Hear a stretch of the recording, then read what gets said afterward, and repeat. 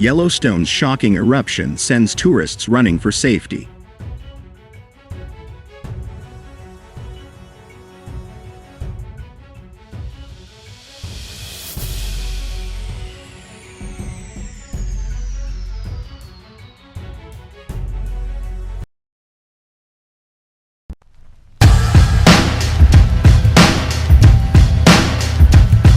No injuries were reported, but the area was closed after the eruption damaged a boardwalk that blocks people from approaching a fragile and dangerous geothermal area.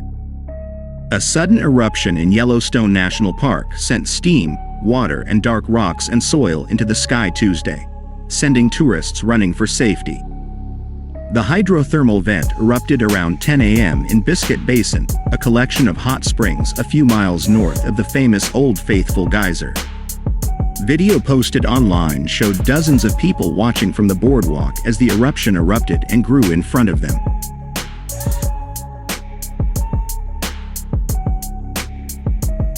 As water and debris began to fall, they ran to get away, some shouting, "Get back!" and "Oh my gosh!" People then turned to watch the scene beneath a large cloud of steam. No injuries were reported, but the Biscuit Basin area was closed for the safety of visitors. The eruption damaged a boardwalk that blocks people from approaching Yellowstone's fragile and often dangerous geothermal area. Vlada March was on a tour of the basin when her guide said something unusual was happening. March started recording video.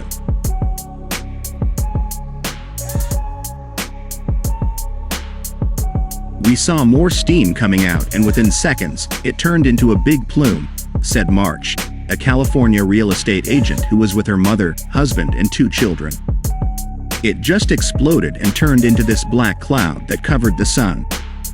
I think our tour guide said, 'Run,' and I started running and yelling at the kids, 'Run, run, run,' and I kept filming everything I could," she said.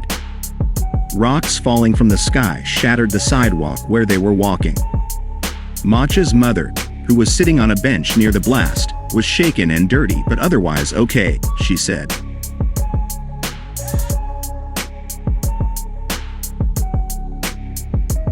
"Walking back on the damaged sidewalk was a little scary," she said, "but luckily it didn't break under us." Photos and videos of the aftermath showed broken guardrails and planks covered in rocks and mud near a muddy pond. The explosion could have been caused by a blockage in the vast network of natural pipes that underlie Yellowstone's world-famous geysers, hot springs, and other thermal features, said scientist Mike Poland of the Yellowstone Volcano Observatory. "The blockage would have caused a pressure cooker-like buildup of heat and pressure," he said, "until the water suddenly turned to steam, causing an instantaneous and massive expansion in volume, triggering an explosion."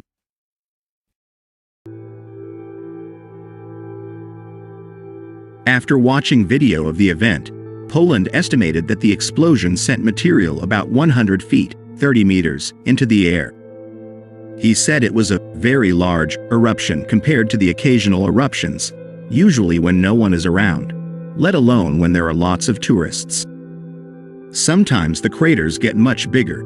The largest known hydrothermal crater on Earth is in Yellowstone and measures 1.5 miles, 2.4 kilometers, across, Poland said.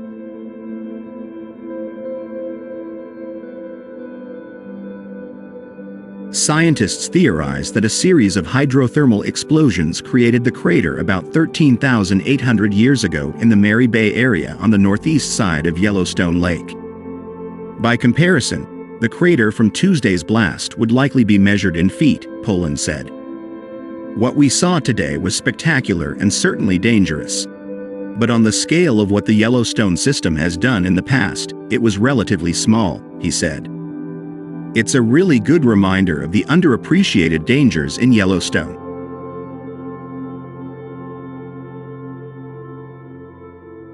The blast occurred at or near Black Diamond Pool, a 120-foot wide, 37-meter, hot spring that is the basin's largest thermal feature. Aerial photos taken by the National Park Service afterward showed the pool had enlarged slightly near the boardwalk compared to recent satellite images, and its water had turned a murky beige. The deep sapphire pool, about 300 feet away, retained its usual blue color. Park geologists are investigating what specifically happened in this case.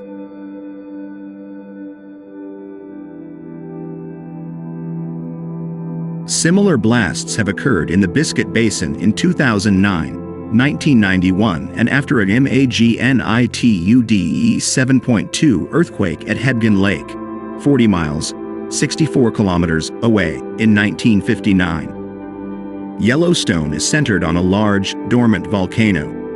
The hydrothermal eruptions do not indicate any new activity in the volcanic system, which remains at normal levels, according to the U.S. Geological Survey. At least 22 people are known to have died from injuries related to thermal features in and around the 3,000 square mile, 9,000 square kilometer, national park since 1890.